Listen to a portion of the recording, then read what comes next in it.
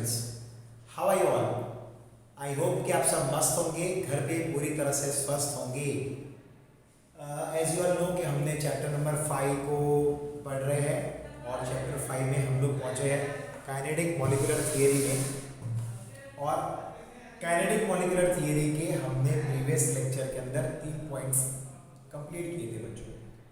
Basically ये जो kinetic molecular theory है वो एक ऐसा थियरी है जो इमेजिनरी है, यानी कि इसको कोई समझो आपके प्रैक्टिकली या फिर कोई एक्सपेरिमेंट करके चेक किया गया हो, ऐसा नहीं।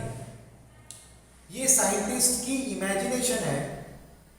वो 4 लॉस को समझने के बाद, यानी कि जो Boyle's law, Charles law, Gay Lussac's law and Avogadro's law की स्टडी की, तो उनमें बिहेवियर्स के बारे में जो कुछ भी पढ़ा, तो उसके बाद का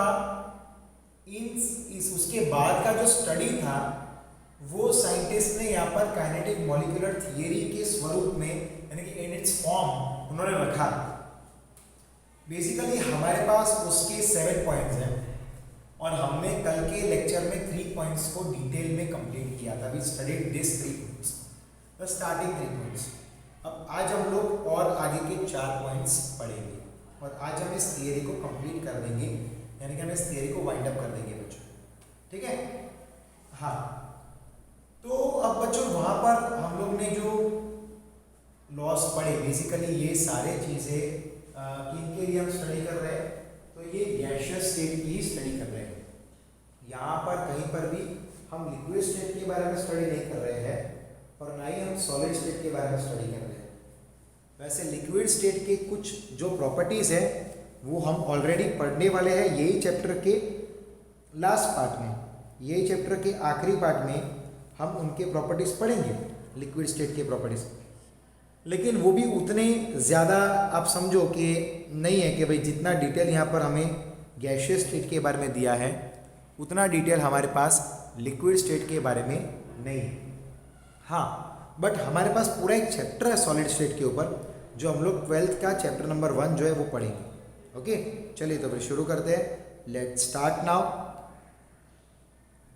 अब आगे हम जाते हैं for the kinetic molecular theory. उसके जो पॉइंट्स हम पढ़ रहे हैं उस पॉइंट्स में हम लोग आगे बढ़ेंगे। We will move further in this that points. Okay, चलो तो ध्यान देना बच्चों, पे अटेंशन हियर।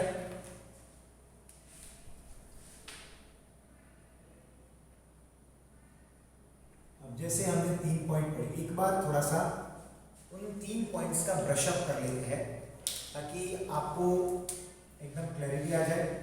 और अब से तो अप्रॉक्स 1-2 दिन के अंदर आपके जूम के लेक्चर भी शुरू हो जाएंगे। जो लेक्चर्स है वो जूम पे भी शुरू हो जाएंगे, ठीक है? तो हम बेसिकली कल ही शुरू हो जाएंगे जूम के लेक्चर, आपको मैसेज मिल जाएगा स्कूल से। ओके, तो यहाँ पर ध्यान देना। तो हम लोग ने प्रीवियस लेक्चर में जो 3 पॉइंट पढ़े थे उसमें पहला पॉइंट ये था कि गैस के जो मॉलिक्यूल होते हैं वो पूरे में फैले हुए रहते हैं। यानी कि मान लो कि हमारे पास इस बॉटल के अंदर जो गैस भरा है, अब मान लो कि भाई यहाँ पर 200 ml गैस भरा है या 250 ml गैस भरा है या 100 ml गैस भरा है। इतने गैस को अगर हम इस क्लासरूम के अंदर रिलीज कर देंगे तो वो इस पूरे क्लासरूम के अंदर फैल जाएगा। अब इसका मान लो कि भाई वॉल्यूम 10,000 लीटर या 5,000 लीटर हो जाएगा। यानी कि ये कंटेनर के अंदर उसका वॉल्यूम 100 ml था और बाहर जैसे गया तो उसका वॉल्यूम 5,000 लीटर जितना हो गया अप्रोक्सीमेटली।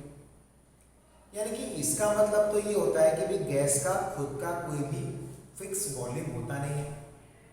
अब बेसिकली गैस करने को तो पूरा जगह ऑक्यूपाई कर रहा है ऐसा बोल सकते हैं, लेकिन गैस के जो मॉलिक्यूल होते हैं वो बहुत दूर दूर होते हैं। यानी कि एक मॉलिक्यूल इधर है, एक उधर होगा, एक इधर होगा, एक उधर होगा, एक उधर होगा, एक उधर होगा, एक इधर होगा।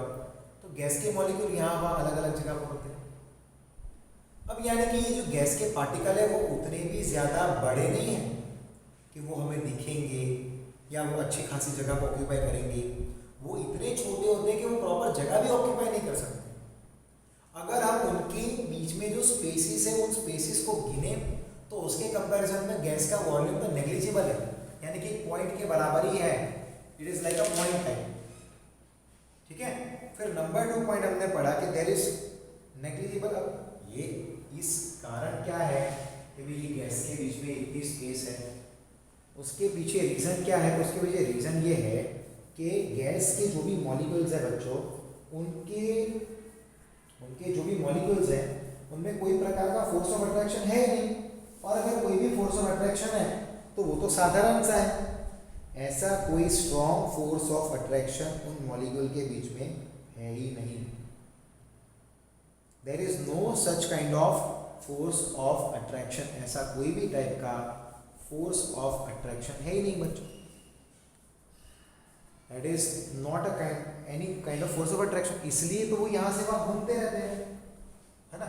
यानी कि उनके जो पार्टिकल होते हैं वो कॉन्स्टेंटली यहाँ से वहाँ रैंडमली घूमते रहते हैं। फिक्स नहीं होता कि भाई एक जगह पर यहाँ पर कोई पार्टिकल है तो थोड़ी देर के बाद भी आपको यहीं पर मिलेगा, ऐसा नहीं होता। वो तो पार्टिकल आपको यहाँ से वहाँ घूमते हुए ही होते हैं, है ना। ठीक है, हाँ। तो ये बेसिकली हमारे 3 पॉइंट्स थे। आज हमें चौथे पॉइंट से जाना है। हमारी थियरी का नाम है kinetic molecular theory, KMT, KTM नहीं, कोई ये गलती ना कर ले। काइनेटिक मॉलिक्यूलर थियरी, ठीक है। हमें काइनेटिक मॉलिक्यूलर थियरी का चौथा पॉइंट हम आगे बढ़ेंगे, बाकी 3 पॉइंट्स तो कल लिखे ही थे। तो आप अगर बने तो उस नोट्स को ओपन करके लो, ठीक है। और आई होप कि आपने एक बार लेक्चर के बाद रिवाइज तो किया ही होगा, तो उसको ओपन करके रखो, ठीक है। पॉइंट नंबर 4, पहले हम लोग पॉइंट लिखेंगे फिर उसके बारे में समझेंगे। The particle of gases move in a straight line. The particle of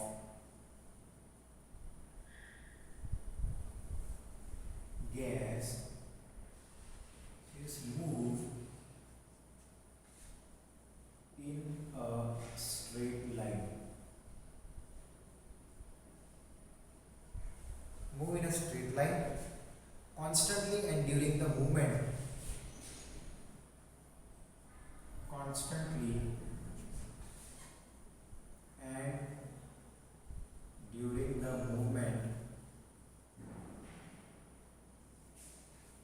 and during the movement, they collide with each other. Basically they collide with each other. They collide with each other. They collide with each other and with wall of container, and with wall of container. Okay, with the wall of container के wall के साथ, okay, बारे में थोड़ा समझते हैं, ठीक है। यहाँ पर पॉइंट ये लिखा है, the particles of gases move in a straight line constantly, and during the movement they collide with each other and with wall of the container. देखो, पार्टिकल्स जो रहते हैं गैस के, उसका एक स्ट्रेट लाइन में ट्रेवल करता है जब तक उसके ऊपर कोई एक्सटर्नल फोर्स या कोई कोलाइजन नहीं होता किसी और पार्टिकल या किसी और सरफेस के साथ, तब तक। यानी कि मान लो कि भाई यहाँ पर इस क्लासरूम के अंदर ये एक मॉलिक्यूल है, मतलब की पार्टिकल है, और ये दूसरा पार्टिकल है, ये दोनों जा रहे हैं, कहीं पर टकराया तो डायरेक्शन चेंज किया, फिर जा रहे हैं, टकराया, डायरेक्शन चेंज किया, फिर ये कोलाइड हुए, डायरेक्शन चेंज किया। यानी कि इसका कोई प्रॉपर डायरेक्शन होता नहीं है, वो तो स्ट्रेट लाइन में यानी कि स्ट्रेट पाथ में ही मूव होता है। कब तक? जब तक वो किसी भी सरफेस के साथ टकराता नहीं है। लाइक मान लो कि भाई ये जो हमारा क्लासरूम है, यहाँ पर कोई गैस भरा हुआ है, तो मॉलिक्यूल वॉल पे टकराया, फिर कहीं गया, यानी कि वो ऐसा रहा है कि ये जो मॉलिक्यूल्स है वो वॉल से टकराने पर, सरफेस से टकराने पर या किसी और पार्टिकल से टकराने पर अपने डायरेक्शन को बदलता है। लाइक हमारे पास एक कंटेनर है, okay, we are having this container, और जैसे ये इधर एक पार्टिकल है, इधर एक पार्टिकल है, इधर एक पार्टिकल है। अब मान लो कि भाई ये जो पार्टिकल है वो यूं जा रहा है। अब ये पार्टिकल यूं सीधा जाता गया जाता गया जाता गया, फिर जैसे ही वो इस सरफेस पे हिट हुआ तो उसने अपने डायरेक्शन को शायद बदला होगा। मान लो कि यूं आ गया, जैसे ये पार्टिकल है तो वो यूं सीधा जा रहा था जा रहा था जा रहा था। अब सामने मान लो कोई और मॉलिक्यूल से टकराया तो वो शायद अपने डायरेक्शन को बदलेगा। सेम वे ये भी मॉलिक्यूल टकराया तो वो भी शायद ऐसा हो सकता है कि अपने डायरेक्शन को बदलेगा। समझे आप? यानी कि पार्टिकल्स टकराने पर अपने डायरेक्शन को बदलते हैं, लेकिन जब तक वो किसी और पार्टिकल से या किसी और सरफेस या वॉल पे टकराते नहीं है तब तक वो अपने उस डायरेक्शन को यानी कि अपने मूवमेंट को बदलते नहीं है। समझे? वो तो बस जाते जाते अब कहीं पर टकराए तो फिर कहीं और गए, कहीं पर टकराए, यानी कि वो अपने डायरेक्शन को चेंज तब तक नहीं करते हैं जब तक उनके ऊपर कोई इस तरह से एक्सटर्नल फोर्स बोल दो आप, या फिर कोई एक्सटर्नल मान लो कि सरफेस बोल दो या पार्टिकल या मॉलिक्यूल बोल दो, तब तक वो चेंज नहीं करते। रीज़न क्या है ज़रा ध्यान से देखना। मैं इसका रीज़न तो लिखता ही हूँ ताकि हमें क्लियर हो, टाइम भी रहे, रीज़न भी पढ़ते रहेंगे साथ में हम लोग, will study the reason also. तो the gases applies pressure by colliding with the container. The gases apply pressure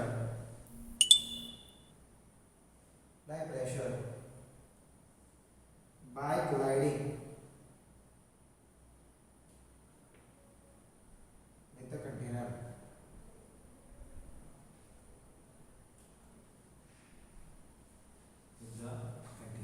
ठीक है, ये चौथा पॉइंट हमारा कंप्लीट हुआ। अब हम लोग पांचवें पॉइंट पे मूव करेंगे।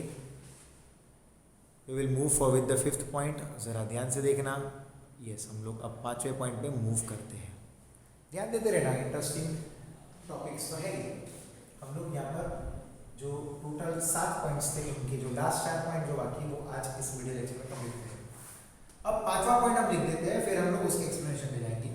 The collision between the particle of gases is perfectly elastic. The collision between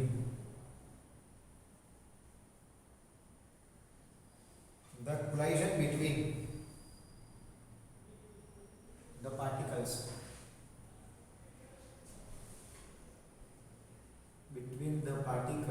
is perfectly elastic।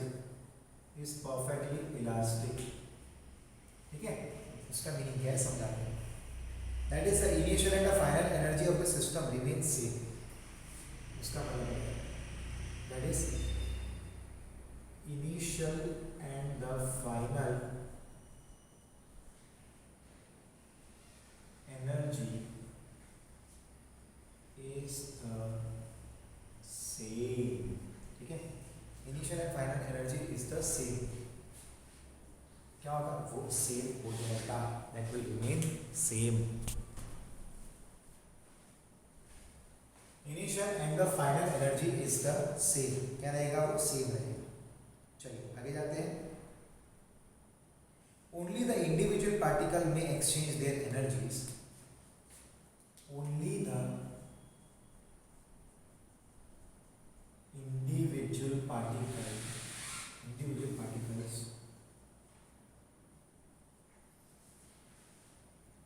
में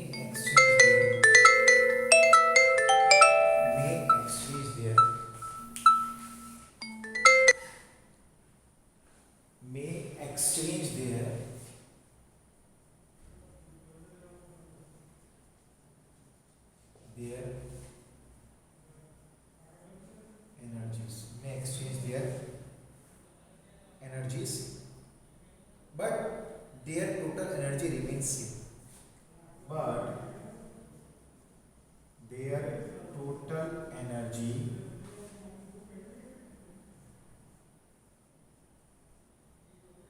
remains same। अब बच्चों जरा ध्यान से सुनना इस बात पे कि अब परफेक्टली यहाँ पर पहले स्टेटमेंट हमारा ये है कि the collision between the particles is perfectly elastic. Perfectly elastic बोला है मतलब क्या? जैसे कोई भी पार्टिकल, मान लो कि भाई ये एक पार्टिकल और एक पार्टिकल है, वो दोनों आ रहे हैं एक दूसरे की ओर, तो दोनों टकरा के फिर अपने डायरेक्शन को चेंज किया, मान लो ये यूं गया ये यूं गया। अब यहाँ पर क्या हुआ कि आपने जैसे 9th स्टैंडर्ड में चैप्टर 9 में law of conservation of momentum पढ़ा था, याद करिए आप। 9th स्टैंडर्ड में हम लोग ने वहाँ पर law of conservation of momentum पढ़ा था फिजिक्स में, मेरे ख्याल से इस साइड के पेज पे, राइट हैंड साइड के पेज पे, हमारे राइट हैंड साइड के पेज में इतना सा पार्ट है और फिर नेक्स्ट पेज पे कंप्लीट होता है शायद, ऐसा होगा, I don't know about physics. But अब वहाँ पर हमने ये पढ़ा था कि मान लो कोई एक बॉल है और ये बॉल, अब ये बॉल की स्पीड ज़्यादा है और ये बॉल की स्पीड कम है, तो जब टकराएंगे तो इस बॉल की स्पीड इस बॉल को मिल जाएगी और इस बॉल की स्पीड इसको मिलेगी, और जो मोमेंटम रहेगा टोटल मोमेंटम वो तो सेम रहेगा, यानी कि कोलाइजन से पहले कोलाइजन के बाद मोमेंटम सेम रहता है। उसी तरह से यहाँ पर भी एप्लीकेबल होता है। मान लो कोई भी पार्टिकल ऐसे स्ट्रेट पाथ में जा रहे हैं, मूव कर रहे हैं और टकराए, तो उन्होंने अपनी एनर्जीज को एक्सचेंज किया लेकिन टोटल एनर्जी सेम हुई। एग्जाम्पल के तौर पे आप ये ले सकते हो, रिले रेस देखा है आपने? तो रिले में कैसा होता है, एक बंदा एक एंड से एक पाइप को लेकर भागता है, फिर एक 100 मीटर या उतने डिस्टेंस को ट्रेवल करके दूसरे बंदे को देता है वो पाइप, फिर वो भागेगा, वो तीसरे बंदे को देगा, समझे कि नहीं? तो वो रिले में क्या होता है, ओवरऑल पूरा जो अपना रेस ट्रैक है, एक रेस है, चार, मान लो कि भाई 4 ग्रुप्स के बीच में रेस है, तो एक रेस ट्रैक है, उन 4 के बीच में सिर्फ एक ही पाइप रहेगा।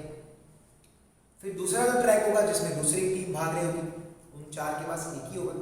यानी कि वहां पर क्या हुआ, एक ने पाइप दिया और एक ने पाइप लिया,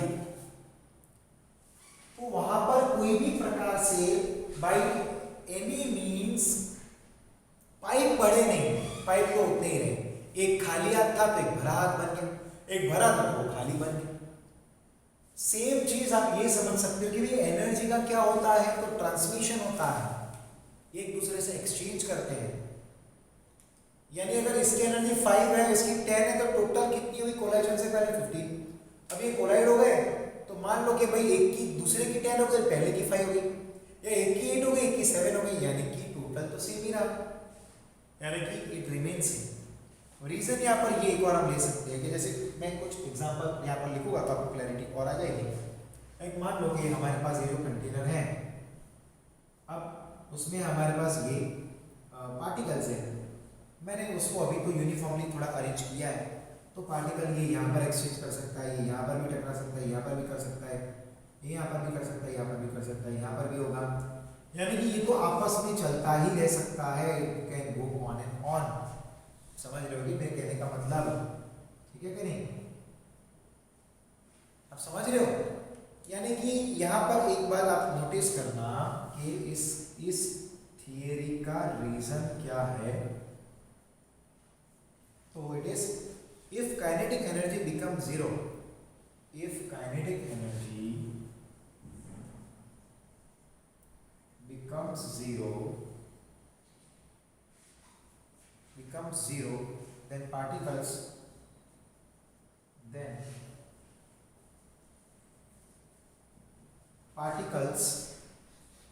of gases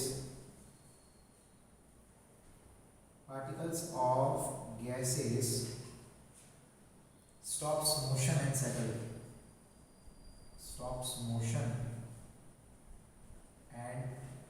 settle down। ठीक है, मोशन बंद करेगा, सेटल डाउन। अब कब ये होगा, जब काइनेटिक एनर्जी जीरो हो जाएगी। लेकिन अगर किसी भी पार्टिकल की या मॉलिक्यूल की एनर्जी थोड़ी भी है तो मोशन में जरूर है, it will keep on it's motion. Like यहाँ पर मान लो कि भाई अब कंडीशन हम लोग ले रहे हैं कि करंटली हमारे पास जो 4 हमने पार्टिकल लिए, ठीक है, तो यहाँ पर उसका टोटल जो एनर्जी था वो 40, मान लो कि भाई जूल दिया है। तो पहले बॉल का मान लो 10 था, दूसरे का 10 था, तीसरे का भी 10 था, चौथे का 10 था, लेकिन ये क्या है, बिफोर कोलाइजन की बात है। ठीक है, लेकिन अगर कोलाइजन हो गया, आफ्टर कोलाइजन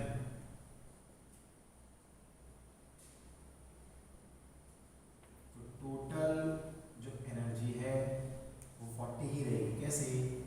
तो ये मान लो कि भाई 8 जूल हो गया, और ये मान लो कि भाई ये 9 जूल हो गया, तो ये एक 11 जूल हो गया होगा, और एक जो है मान लो कि भाई 12 जूल हो गया। तो आप देखो यहाँ पर भी टोटल तो चारों का 40 जूल था, और यहाँ पर भी टोटल तो 40 हुआ, यानी कि एनर्जी का एक्सचेंज हुआ है, लेकिन एनर्जी बढ़ा या घटा नहीं है। It is not been increase and nor it is decrease. Energy का क्या हुआ? सिर्फ वहां पर एक्सचेंज हुआ, बट वो इंक्रीज हो गया या डिक्रीज हो गया, ऐसा तो कुछ भी नहीं हुआ। यानी कि आप समझ गए कि भाई कोई भी कंटेनर के अंदर हमने अगर पार्टिकल को है गैस भरा है, तो उनके पार्टिकल्स कोलाइड होकर एनर्जी को एक्सचेंज करेंगे, लेकिन उनकी एनर्जी यानी कि टोटल एनर्जी घटेगी भी नहीं, बढ़ेगी भी नहीं। और वैसे भी law of conservation of energy क्या बोलता है कि भाई energy can neither be created not be destroyed, but the total amount of energy in the universe remains constant. बराबर क्या नहीं? एनर्जी को हम क्रिएट भी नहीं कर सकते, ना ही डिस्ट्रॉय कर सकते, लेकिन दुनिया का जितना भी एनर्जी है that remains constant. Law of conservation of energy. बराबर क्या नहीं? ये वही तो बता रहा है। और ये थियरी वैसे ये जो पॉइंट है वो उसी पॉइंट को फॉलो भी कर रहा है। अब आगे जाते हैं, पॉइंट नंबर 6 पे आते हैं। Okay, point number 6। अब पूरा लिखने के बाद मैं आपको टाइम भी दूंगा रीड करने का, चिंता मत करो। एट अ पर्टिकुलर टेम्परेचर, चलो, at a particular temperature, at a particular temperature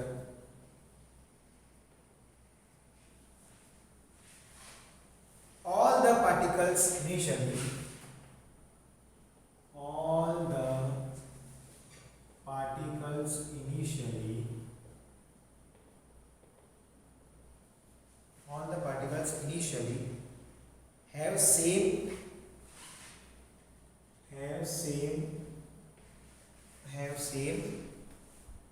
equal kinetic energy, same या फिर equal kinetic energy, but during collision, हाँ, जब वो कोलाइड ही नहीं हुआ है तब सारे पार्टिकल की एनर्जी सेम रहती है, but during collision there may be redistribution of energy, there may B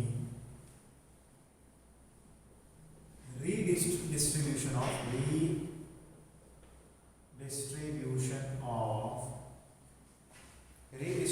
of energies, but the average energy remains same। समझ गया आपको?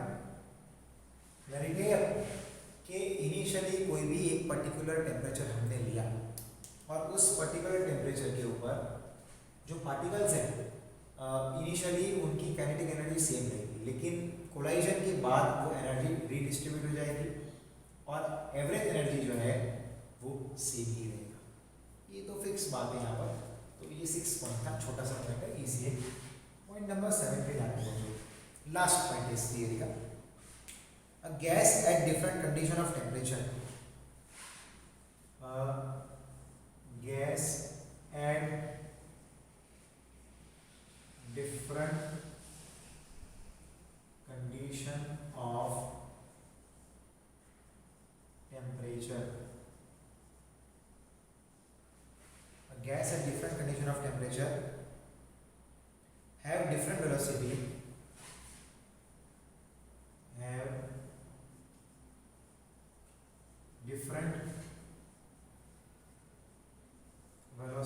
have different velocity, hence different kinetic energy। उसी रीजन की वजह से hence, पहले हम लिख लेते हैं फिर हम लोग आगे थियरी में जाएंगे।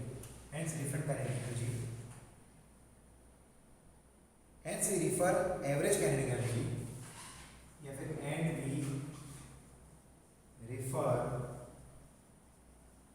average kinetic energy of gases at a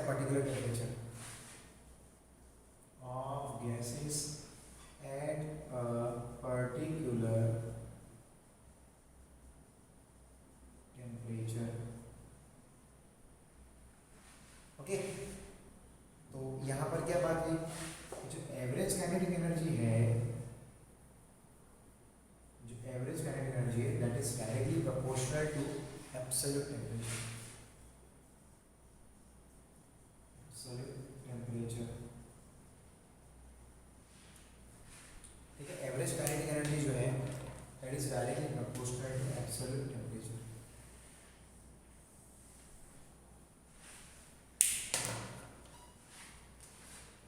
ठीक है, तो अभी इस पॉइंट को भी हम समझेंगे तो हमारा ये टॉपिक क्लियर हो जाएगा। तो gas at different condition of temperature, कोई भी गैस है और उसके टेम्परेचर की कंडीशन अलग अलग, मतलब अलग अलग कंडीशन पे जो हमें काइनेटिक एनर्जी मिलेगा वो भी डिफरेंट होगा, और उसका जो एवरेज काइनेटिक एनर्जी होगा वो भी डिफरेंट होगा, समझे। यानी कि जो एवरेज काइनेटिक एनर्जी है वो किस पे डिपेंड हुई, वो एब्सोल्यूट टेम्परेचर पे। किस पे डिपेंड हुई वो value, that depends upon the absolute temperature, समझ गए। अब वो तो ऑब्वियस है कि भाई गैस का जो बिहेवियर होता है वो टेम्परेचर डिपेंडेंट बहुत ज़्यादा रहता है, और वो अपने टेम्परेचर के मुताबिक वो बिहेवियर शो करता है। गैसेस जो भी रहते हैं उनका जो बिहेवियर रहता है वो टेम्परेचर डिपेंडेंट काफ़ी ज़्यादा रहता है, क्योंकि वो एक ऐसा स्टेट है जो टेम्परेचर के साथ ही बहुत ज़्यादा चेंजेस लाता है, समझ गए। अगर आपने टेम्परेचर बढ़ा दिया तो पार्टिकल का रैंडमनेस बढ़ेगा, यहाँ से वहाँ घूमेंगे, वो टकराएंगे, वो प्रेशर क्रिएट करेंगे। ये सारी चीज़ें तो ऑब्वियस है कि आप बाद में पढ़ोगे ही, ठीक है। रैंडमनेस क्या होता है वो पढ़ोगे, बट प्रेशर क्रिएट करने से, मतलब कि टेम्परेचर बढ़ाने से प्रेशर इंक्रीज होता है, वो तो आप ऑलरेडी पढ़ चुके, that you have already studied, ठीक है। तो यहाँ पर ये हमारे काइनेटिक एनर्जी के टोटल 7 पॉइंट कंप्लीट हुए। इस वीडियो लेक्चर के अंदर मैंने आपको 4 पॉइंट्स कवर अप करवाए। वो उसमें से जो पहला पॉइंट था वो ये था कि भी पार्टिकल जो होते हैं वो कॉन्स्टेंटली स्ट्रेट पाथ में घूमते हैं, लेकिन जैसे ही वो कोई भी सरफेस के ऊपर टकराते हैं या किसी और पार्टिकल के ऊपर कोलाइड होते हैं तो वो अपने डायरेक्शन को चेंज करते हैं। अब क्योंकि वो टकराते हैं तो वो अपने एनर्जी को भी एक्सचेंज करेंगे, पर याद रखना कोलाइजन से पहले कोलाइजन बाद की जो टोटल एनर्जी है, काइनेटिक एनर्जी, वो सेम ही रहेगी। और यहाँ पर एक बहुत ही ज़्यादा नोट लगाने वाली बात ये है कि काइनेटिक एनर्जी अगर किसी भी पार्टिकल का जीरो है तो वो मोशन भी नहीं कर पाएगा, वो मूव भी नहीं कर पाएगा। और एक पर्टिकुलर टेम्परेचर पे नॉर्मली कोलाइजन से पहले सारे पार्टिकल्स जो है उनकी एनर्जी तो सेम रहती है, लेकिन कोलाइजन होने के बाद उनकी एनर्जी अलग अलग हो जाती है, यानी कि रीडिस्ट्रीब्यूट हो जाती है। पर याद ये रखना है कि भी कोलाइजन से पहले जो टोटल है वही कोलाइजन के बाद होगा हमेशा। जैसे हम लोग ने डिस्कशन किया था भाई law of conservation of energy, वही वाला फंडा यहाँ पर अप्लाई हो रहा है, ठीक है। फिर नंबर 7 पॉइंट हमने देखा कि भी पार्टिकल्स का टेम्परेचर डिपेंडेंट रहते हैं, गैस के पार्टिकल, और टेम्परेचर की कंडीशन बदलने पर उनकी एवरेज एनर्जी और काइनेटिक एनर्जी भी बदलती है, ठीक है बच्चों। तो यहाँ पर हमारा ये टॉपिक कंप्लीट होता है। मैं 2 मिनट तक आपको टाइम दे रहा हूँ, किसी को स्क्रीनशॉट लेना है तो स्क्रीनशॉट ले लो, किसी को रीड करना है तो रीड कर लो। I am giving you 2 minute time, फिर मैं इस वीडियो को कंप्लीट करूँगा, ठीक है। हाँ,